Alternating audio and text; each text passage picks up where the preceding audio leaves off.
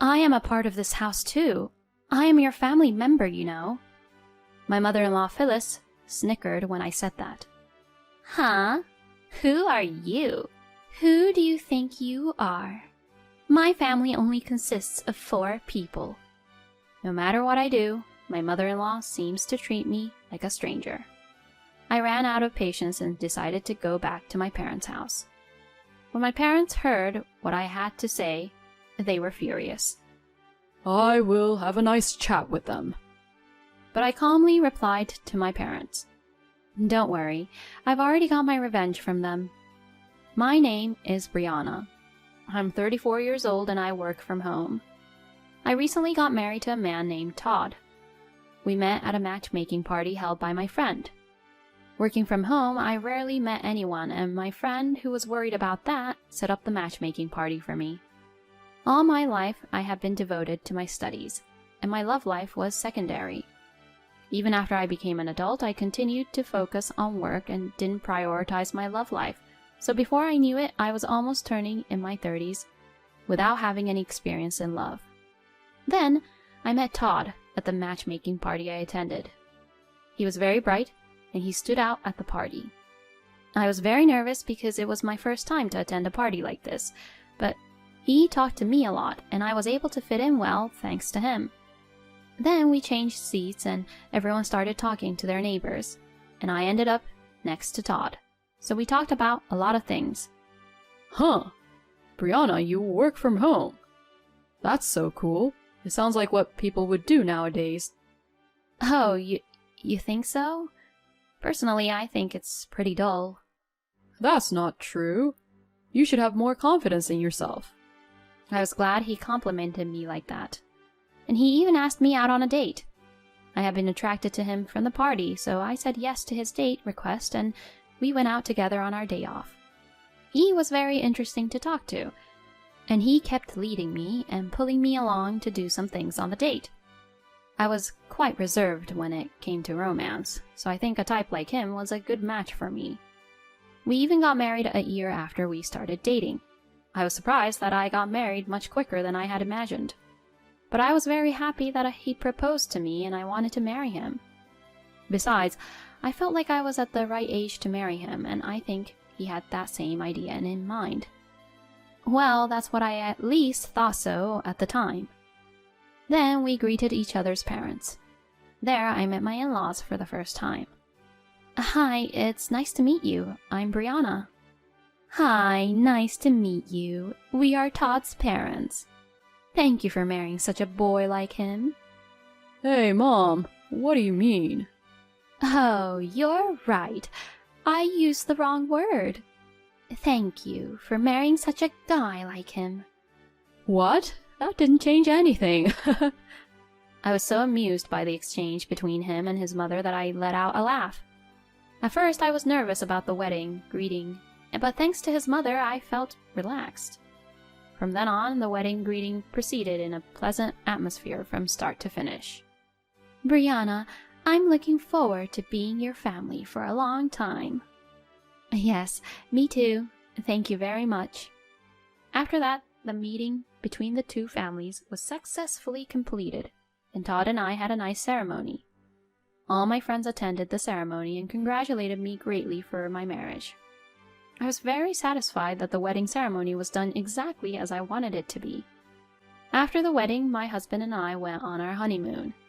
It was my first time to go abroad, and I was very impressed by how wonderful it was.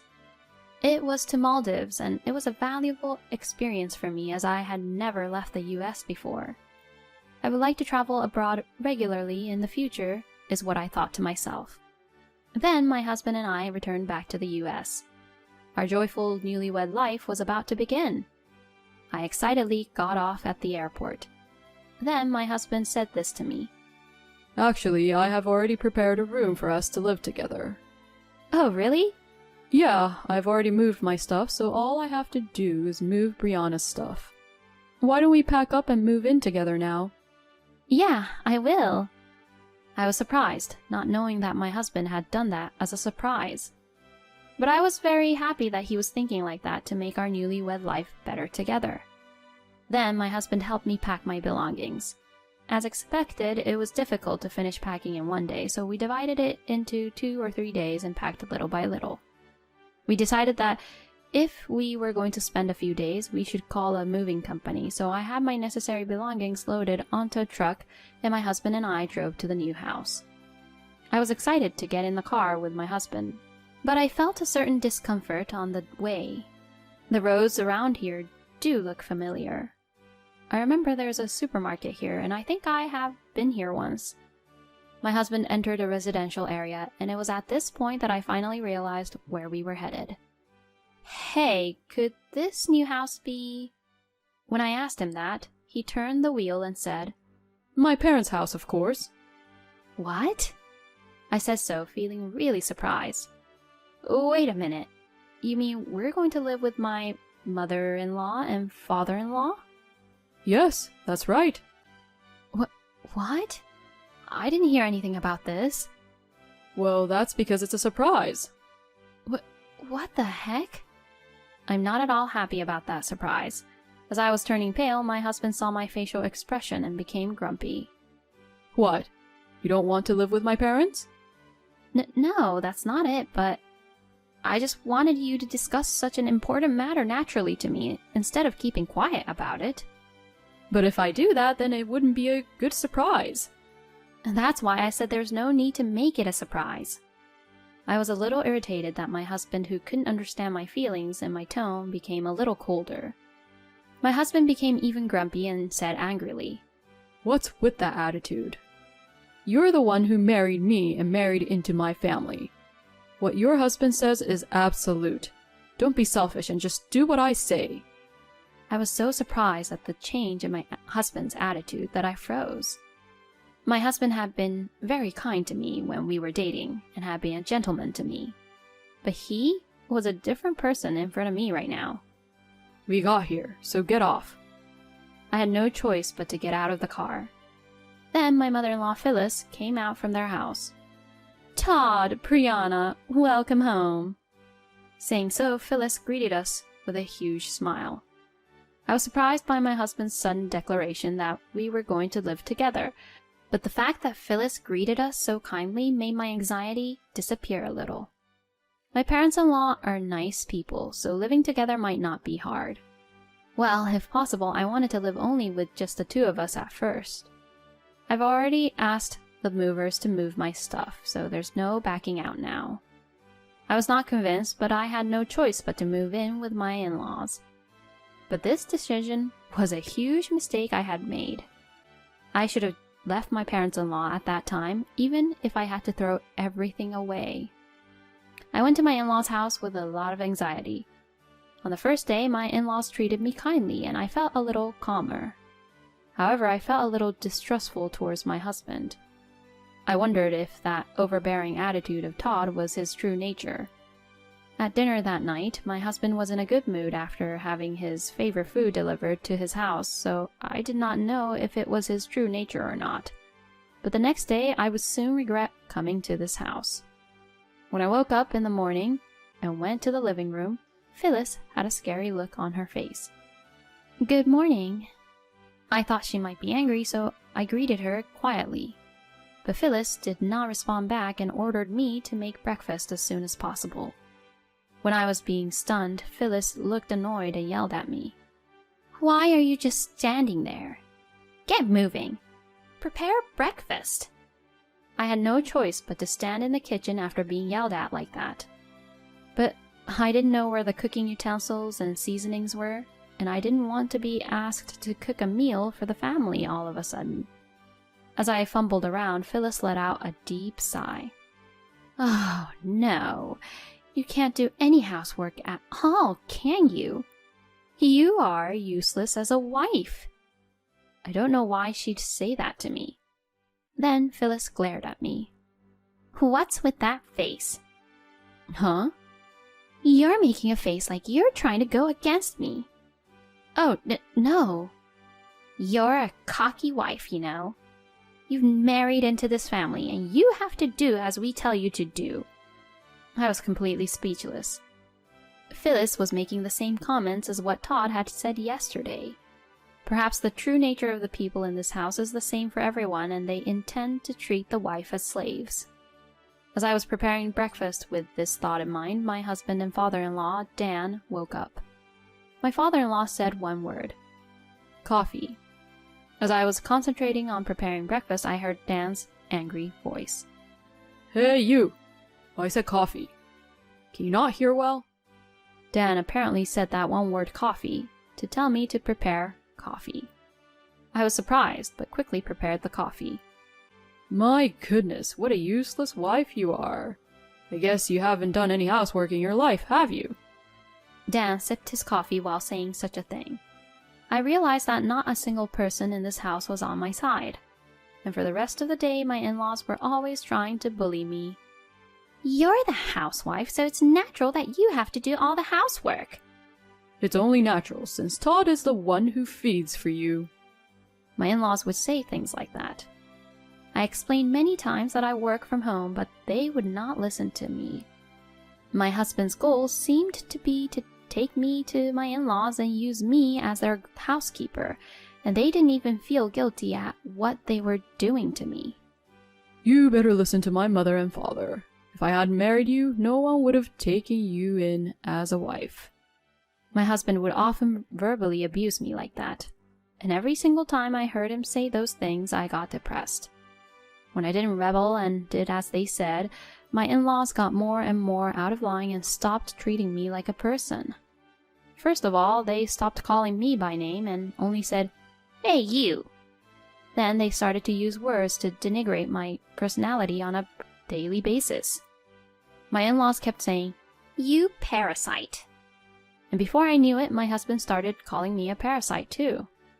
I wanted to leave this house, but I knew that if I just ran away, I would end up not being able to have a chance to get back at them. My in-laws would probably go around telling my neighbors and relatives that I was a terrible wife and made me look bad.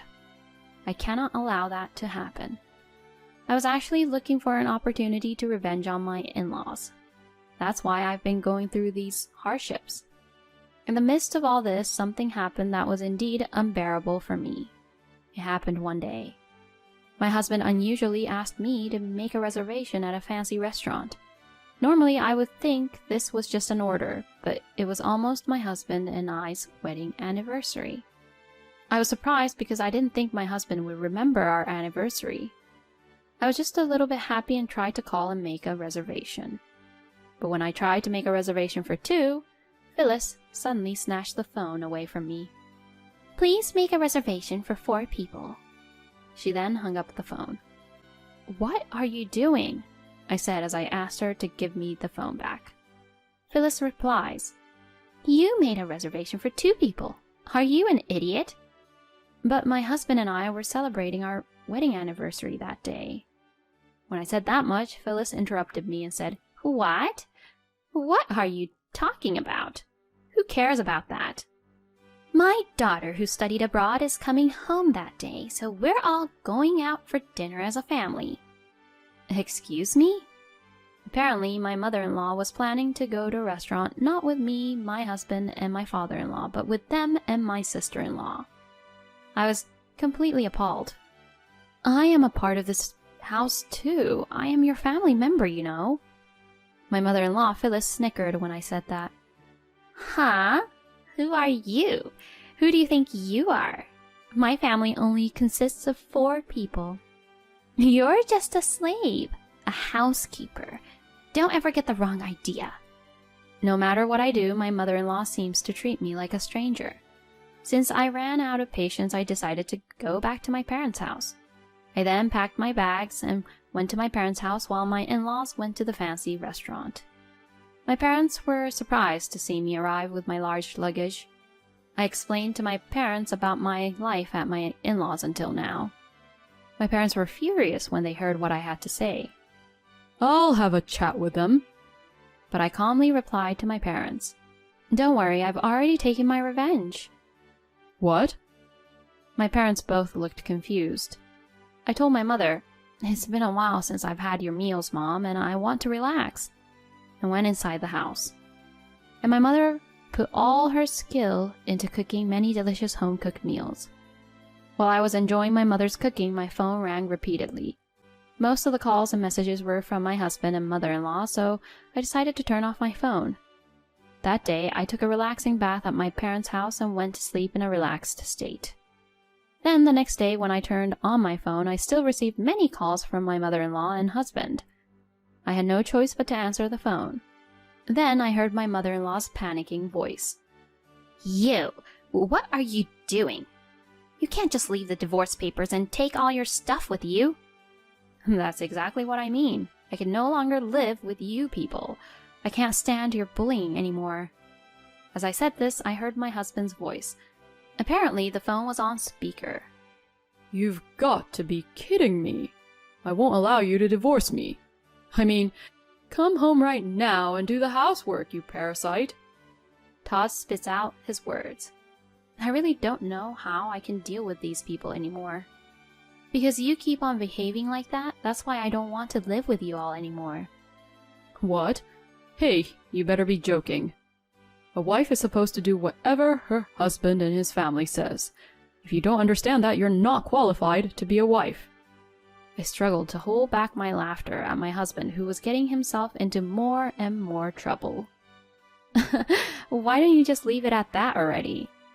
Huh? What do you mean? Did you really think that I haven't done anything for about the last 6 months or so?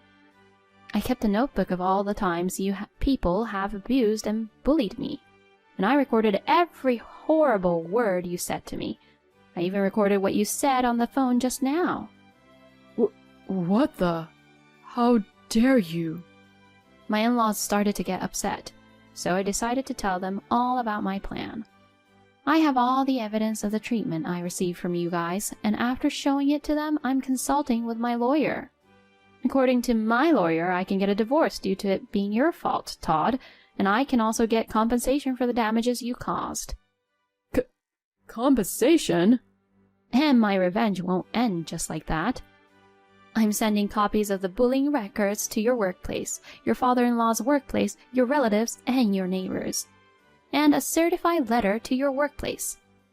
When I said this, my in-laws fell silent. Oh no. I heard my husband's voice, which sounded like a squeezed, fading voice. And I finally said, "Oh, and you keep calling me a parasite and talking about other people, but I do work from home and I make a lot more money than your son. I know you people don't understand that because you think I'm just a housewife just because I'm home. If you think I'm lying, why don't you ask your idiot son? Either way, I'm definitely getting a divorce anyway, and I'm getting compensation. Well, that's all from me, so don't call me anymore. If you call again, I'll call the police." I said that to them over the phone. My in-laws became quiet at once, so I hung up the phone and blocked their numbers from my phone. After that, as expected, my in-laws got a lot of criticisms from people around them. Both Dan and my husband are getting cold shoulder from people at work. Furthermore, the relatives cursed at them, saying, "You are a disgrace to your relatives," and "Don't even come to your relatives' gatherings." As for Phyllis, she became mentally ill and became a shut-in because her neighbors stopped hanging out with her. On the other hand, I successfully got a divorce from my husband and also got compensation. I am now working from home at my parents' house and enjoying my days, occasionally traveling abroad with my parents. I will continue to take my parents to various countries to take care of them as their daughter while working hard at my job. Thank you for watching until the end. Please subscribe to our channel. See you in the next video.